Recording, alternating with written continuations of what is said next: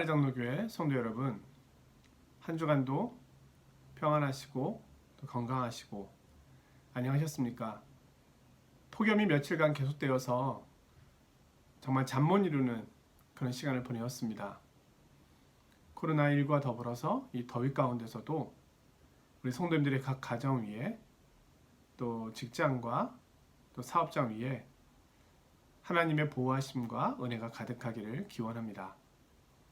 오늘은 요한계시록 18장 11절에서 24절까지의 본문을 가지고 바벨론의 애통이라는 제목으로 말씀을 나누려고 합니다. 제가 먼저 본문 말씀을 읽도록 하겠습니다. 땅의 상인들이 그를 위하여 울고 애통하는 것은 다시 그들의 상품을 사는 자가 없습니다. 그 상품은 금과 은과 보석과 진주와 세마포와 자주 옷감과 비단과 붉은 옷감이요 각종 향목과 각종 상아 그릇이요 값진 나무와 구리와 철과 대리석으로 만든 각종 그릇이요 계피와 향료와 향과 향유와 유향과 포도주와 감람류와 고운 밀가루와 밀이요 소와 양과 말과 수레와 종들과 사람의 영혼들이라. 바벨론아, 내 영혼이 탐하던 과일이 내게서 떠났으며 맛있는 것들과 빛나는 것들이 다 없어졌으니 사람들이 결코 이것들을 다시 보지 못하리로다. 바벨론으로 말미암아 치부한 이 상품의 상인들이 그의 고통을 무서워하여 멀리 서서 울고 애통하여 이르되 화 있도다 화 있도다 큰 성이여 세마포 옷과 자주 옷과 붉은 옷을 입고 금과 보석과 진주로 꾸민 것인데 그러한 부가 한 시간에 망하였도다. 모든 선장과 각 처를 다니는 선객들과 선원들과 바다에서 일하는 자들이 멀리 서서 그가 불타는 연기를 보고 외쳐 이르되 이 큰 성과 같은 성이 어디 있느냐 하며 티끌을 자기 머리에 뿌리고 울며 애통하여 외쳐 이르되 화 있도다 화 있도다 이 큰 성이여 바다에서 배부리는 모든 자들이 너의 보배로운 상품으로 치부하였더니 한 시간에 망하였도다. 하늘과 성도들과 사도들과 선지자들아 그로 말미암아 즐거워하라. 하나님이 너희를 위하여 그에게 심판을 행하셨음이라 하더라. 이에 한 힘센 천사가 큰 맷돌 같은 돌을 들어 바다에 던져 이르되 큰 성 바벨론이 이같이 비참하게 던져져 결코 다시 보이지 아니하리로다.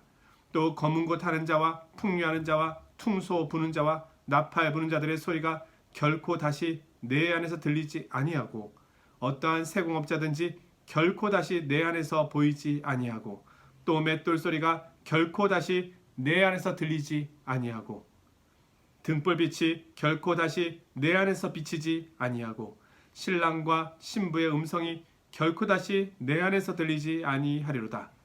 너의 상인들은 땅의 왕족들이라. 내 복술로 말미암아 만국이 미혹되었도다.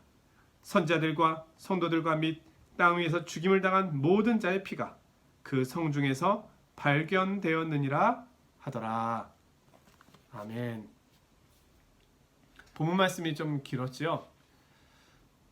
바벨론의 멸망의 모습을 여러 각도에서 살펴보고 있는 가운데 오늘은 바벨론의 무너짐으로 인하여 애통하는 사람들의 모습과 바벨론의 성격을 다시 한번 설명해 주고 있습니다. 사단에게는 두 가지 무기가 있다고 합니다. 하나는 부귀영화를 줄 테니 나에게 무릎을 꿇어라. 부귀영화죠. 또 하나는 부귀영화와 내 목숨까지 빼앗아 가겠다. 이것도 부귀영화를 말하고 있죠. 이 두 가지 무기의 공통점은 부귀영화입니다. 그에게 무릎을 꿇고 부귀영화를 누리든 그에게 무릎을 꿇지 않고 부귀영화와 죽음 앞에 서든 이것이 사단이 인간을 미혹하고 넘어뜨리는 방식이라고 합니다. 한마디로 물질주의라고 할 수 있겠죠. 오늘 우리가 살아가고 있는 이 세상에서 이 물질주의라고 하는 이 단어를 빼고 설명하기는 어려울 것입니다. 오늘 이 사단의 강력한 이 무기가 바벨론을 통하여 나타나고 있음을 성경은 보여주고 있습니다. 지난주에 말씀드린 것처럼 바벨론은 엄청난 부를 소유합니다. 사도 요한 당시에는 로마가 바벨론이었다고 할 수 있겠죠. 로마는 정말로 부유한 제국이었습니다. 바벨론이 취급했던 상품들이 오늘 성경에 나열되어 있는데요. 그것을 정리하면 7가지로 설명해 볼 수 있습니다. 그 내용을 잠시 살펴보겠습니다. 먼저는 귀금속류입니다. 금, 은, 보석, 진주들을 취급했고요. 두 번째는 의류, 세마포, 자주옷감, 비단, 붉은 옷감. 세 번째는 가재 도구류, 각종 향목, 각종 상아그릇, 값진 나무그릇, 각종 구리그릇, 각종 철그릇, 각종 대리석 그릇. 네 번째는 향품류, 계피, 향료, 향, 향유, 유향. 다섯 번째는 식품류, 포도주, 감람류, 고운 밀가루와 밀. 여섯 번째는 가축류, 소와 양과 말과 수레. 일곱 번째는 사람, 종들과 사람의 영혼.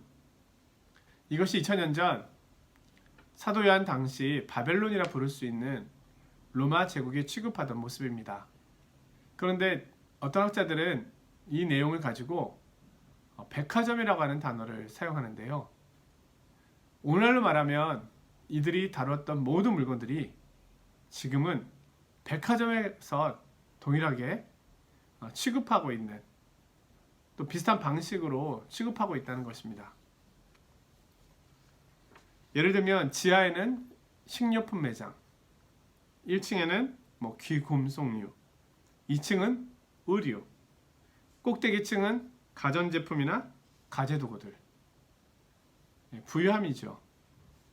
또 한편으로는 사치스러움입니다.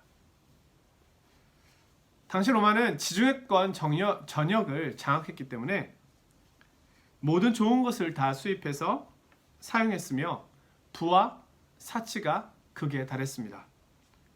주택의 천장을 금으로 도금하고 지중해 근처에서 잡히는 조개에서 나오는 재료로 자주색 염료를 만들어 사용했습니다. 당시에는 이 자주색 염료는 아주 비싼 것이었다고 합니다. 목에는 진주 목걸이를 걸었고요. 상아를 이용한 장식품, 의자, 침대, 지팡이, 칼자루, 마차, 책상다리, 문둥을 만들기 위해서 코끼리는 그 당시에 벌써 멸종 단계에 있었다고 합니다. 대리석을 집으로 꾸미고 값비싼 원목으로 집을 꾸몄습니다. 그리고 다양한 음식들로 배를 채웠습니다. 그런데 이 바벨론이 무너진다는 겁니다. 무너지지 않을 줄 알았는데 무너집니다. 하나님께서 바벨론의 부유함과 번영을 시기하셔서 무너뜨리는 것일까요? 아닙니다. 바벨론이 누리고 있는 이 부유함이 죄악과 탐욕의 결과이기 때문입니다. 샘 근원이 오염되면 거기서 나오는 모든 물들도 당연히 오염이 되겠죠? 마치 썩은 뿌리에서는 썩은 가지가 나올 수밖에 없지요. 생명이 없는 것이죠. 인간 본성의 근원적인 이 부패된 모습들은 부패된 인간의 마음에서 나옵니다. 근데 그 마음은 끝없는 탐욕과 정욕과 향락을 추구하고 비리와 악을 행하고 있습니다. 샘 근원을 치유할 수 없다면 인간의 문제는 해결될 수 없습니다. 바다는 물로 채울 수 있지만 인간의 탐욕은 어떤 것으로도 채울 수가 없습니다. 오늘 요한계시록의 이 바벨론의 모습이 사실은 오늘 우리가 누리고 있는, 살아가고 있는 이 세상의 모습과 유사한 점이 참으로 많이 있습니다. 바벨론이 멸망받는 몇 가지 이유가 있는데요. 먼저는 음녀 바벨론이 온 땅을 복술로 미혹했기 때문입니다. 복수는 점치는 기술을 말합니다. 이것은 바벨론의 성격이 영적이라는 것을 의미합니다. 그들은 우상 숭배에 빠져 있었습니다. 7절에 보면은요. 그가 얼마나 자기를 영화롭게 하였으며 사치하였든지 그만큼 고통과 애통함으로 갚아주라. 그가 마음에 말하기를 나는 여왕으로 앉은 자요 과부가 아니라 결단코 애통함을 당하지 아니하리라 하니. 사도 요한 당시의 로마는 국민들과 더불어 황제 숭배 사상에 빠져 있었습니다. 바벨론은 자신만 음행하는 것이 아니라 많은 사람들, 백성들까지도 동일하게 음행하도록 부추깁니다. 하나님을 떠나 우상을 섬기게 하며 음행의 포도주에 취하게 합니다. 두 번째로 바벨론이 멸망하는 이유는 음녀 바벨론이 성도들의 피를 흘렸기 때문입니다. 24절에요. 선지자들과 성도들과 및 땅 위에서 죽임을 당한 모든 자의 피가 그 성중에서 발견되었느니라 하였더라. 의인들이 이 바벨론의 번영 가운데서 고통 중에 있었음을 보여줍니다. 소돔과 고모라의 향락과 죄악 가운데서 의인 롯은 고통 중에 있었습니다. 세 번째로 그들의 부가 더해짐에 따라 그들은 물질주의에 빠집니다. 이들이 누리는 부유함은 정상적인 방법이라기보다는 노예 무역을 통해 벌어들인 착취를 통해 누리는 것이었습니다. 로마 경제의 번영과 사치 뒤에는 노예들의 피가 있었고 제국을 유지시키기 위한 수많은 악들이 행해졌습니다. 바벨론 성 안에는 성도들의 피뿐만이 아니라 땅 위에서 죽은 자의 모든 피가 발견되었습니다. 이것은 바벨론의 폭력이 신자들뿐만 아니라 불신자들에게도 행해졌음을 말하고 있는 것입니다. 또한 성도들이 그리스도의 믿음을 잃어버리도록 경제적인 압력을 받았음을 보여줍니다. 오늘날에도 경제적인 압력을 통하여 주의를 지키는데 방해를 주거나 신앙상의 불이익을 주는 일들은 얼마든지 일어날 수 있습니다. 사람들은 로마 제국의 평화를 팍스 로마나 이렇게 불렀습니다. 하지만 그 평화는 피로 물든 평화였을 뿐입니다. 전쟁을 통해 폭력적으로 취한 폭력적 평화였다는 겁니다. 오늘날에도 다른 사람들의 희생 위에 세워지는 평화도 그 성격이 다르지 않습니다. 따라서 바벨론은 하나님 앞에 심판받기에 충분한 이유들을 갖고 있는 것이었습니다. 또한 오늘 말씀에는 바벨론의 무너짐으로 인하여 애통해하는, 통곡해하는 또 사람들의 모습이 나오는데요. 세 부류의 사람들의 모습이 설명되어 있습니다. 먼저는 땅의 왕들입니다. 이들은 로마 제국에 편입되어 나름대로의 정치적, 경제적 유익을 누리고 있는 이들입니다. 8절 9절에 보면 그들이 살던 성이 불에 사라지는 심판을 받음으로 가슴을 치며 애통해하고 있습니다. 두 번째는 땅의 상인들이 통곡해합니다.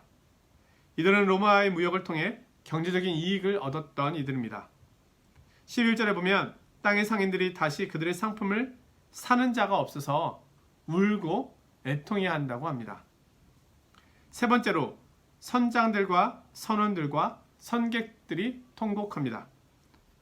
당시 로마 제국과 무역을 위해서 가장 중요한 수단은 배였습니다. 이들은 해상 무역에 종사하면서 생계를 유지했던 사람들이었습니다. 18절에 이들은 큰 성이 불타는 연기를 보며 울며 애통해하고 있습니다. 로마 제국의 이러한 멸망은 세 부류의 사람들에게는 가장 큰 슬픔이었습니다. 하지만 하늘의 관점을 가진 성도들에게는 기쁨이 됨을 보여줍니다. 왜냐하면 바벨론의 심판은 하나님의 백성의 구원을 위한 심판이었기 때문입니다. 바벨론은 모든 것을 잃습니다. 그들이 지금까지 심은 것들은 영원한 것들이 아니었기 때문에 한순간에 사라져 버립니다. 그동안 세상은 성도들을 바라보며 비웃었고 손가락질하였으며 바보라고 놀리기까지 하였습니다. 우리가 편협한 사람이라고 또 개독교라고 하는 말을 서슴지 않고 악의적인 말로 사용하였습니다. 그러나 그렇게 손가락질했던 그 세상이 한순간에 무너집니다. 그들이야말로 정말로 악의적이었고 교만과 죄악에 사로잡혀 있었기 때문입니다. 반대로 영혼을 위해 모든 것을 심은 성도들은 구원의 영광을 노래합니다. 하나님의 심판은 하나님의 종들이 흘린 피에 대한 심판이었습니다. 이 바벨론이 성도들을 미워합니다. 왜냐하면 하나님의 말씀을 지키는 성도들에게 있어서 이 바벨론의 죄악된 성격과 모습이 너무너무 분명하게 그들을 책망할 수밖에 없는 것이 성도들의 일이기 때문입니다. 그래서 바벨론은 성도들을 미워하고 어린 양과 하나님을 미워합니다. 결국 그로 인하여 그들은 심판받는 것입니다. 20절에 하늘과 성도들과 사도들과 선지자들아 그로 말미암아 즐거워하라. 하나님이 너희를 위하여 그에게 심판을 행하였음이라 하더라. 지금의 바벨론은 우리가 살고 있는 물질주의를 외치고 있는 이 세상입니다. 또한 하나님 없는 이 세상의 철학과 사상, 인간 스스로가 높아진 문명을 말하기도 합니다. 영원할 것 같았던 이 바벨론은 반드시 무너집니다. 그렇다면 이 세상에 살고 있는 우리들은 이 내용들을 바라보면서 어떻게 해야 하겠습니까? 오늘 사도 요한은 바벨론을 변화시키라고 말하고 있지 않다는 것입니다. 로마를 물리치고 로마를 바꾸라고 성도들에게 말하고 있지 않습니다. 왜냐하면 이 말씀은 종말론적 성격의 말씀이기 때문에 바벨론은 끝까지 변하지 않고 변하지 않음으로 인하여 멸망당하고 있기 때문입니다. 우리는 이 바벨론 뒤에 있는 영적인 힘을 보아야 합니다.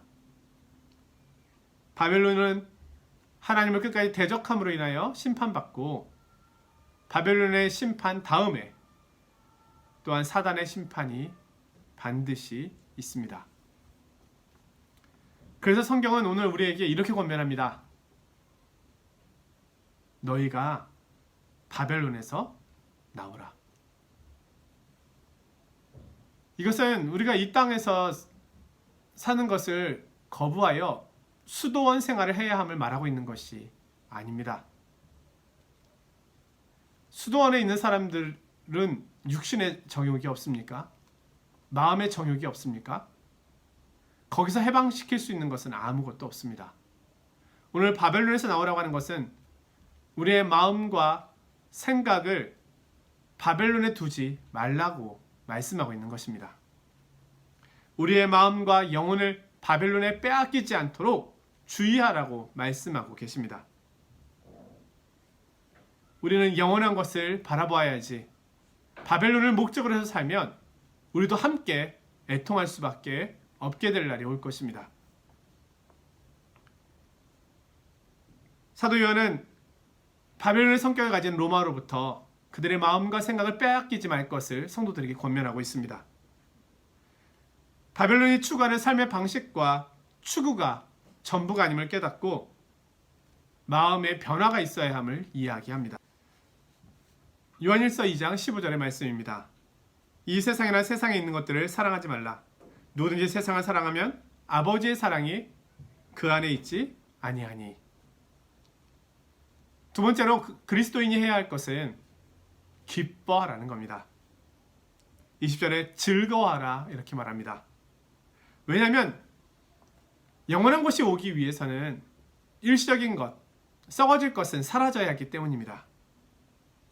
바벨론이 무너지면 새로운 성, 예루살렘 성이 올 것이기 때문입니다. 우리는 그 성이 온전히 우리 앞에 올 때까지 찬양하며 기뻐하며 나아가야 하겠습니다. 그 영광을 바라보며 가야 하겠습니다. 불공평과 불의가 가득한 이 세상에서 하나님께서는 교회를 결코 포기하지 아니하시며 성도들을 결코 놓지 않으시며 하나님의 공의와 승리를 날마다 경험하게 하시고 누리게 하고 계십니다.